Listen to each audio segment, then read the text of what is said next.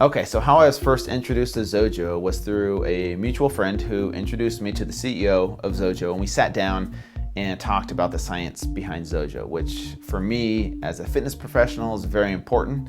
And so that meant a lot to me to go through the science of how the product worked and why it worked, and to look at the scientific evidence of what it does to the body. And so I was very impressed right off the bat. But of course, for me, I have to build my own testimonial of the product. So I used XOJO for 2 straight weeks.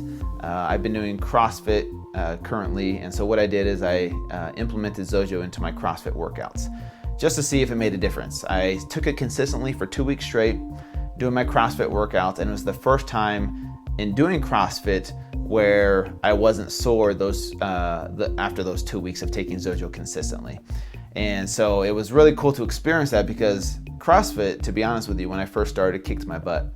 And I was sore after every single workout just because I wasn't used to those types of workouts. Well, I felt like XOJO gave me a competitive edge as I was doing these CrossFit workouts, taking it consistently for 2 weeks, because it was a very noticeable difference in how quickly my body recovered. And so that was my first experience with XOJO, was those 2 weeks of taking it consistently, doing those CrossFit workouts. So I use XOJO actually before, during, and after my CrossFit workouts. So I would drink about 4 ounces, 15, 20 minutes before, and then I would actually drinking it mid-WOD. Now WOD stands for workout of the day. It's what CrossFit people call their workout. So I would use it mid-WOD. I would drink about 4 ounces, and then immediately after I would chug what was ever left over. The other thing that I liked about XOJO was how quickly the protein was digested.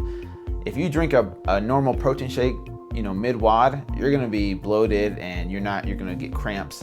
And so the coolest thing was being able to drink it mid-WOD and not feel those cramps, and to notice how quickly the protein was digested was amazing. That was really cool to experience that.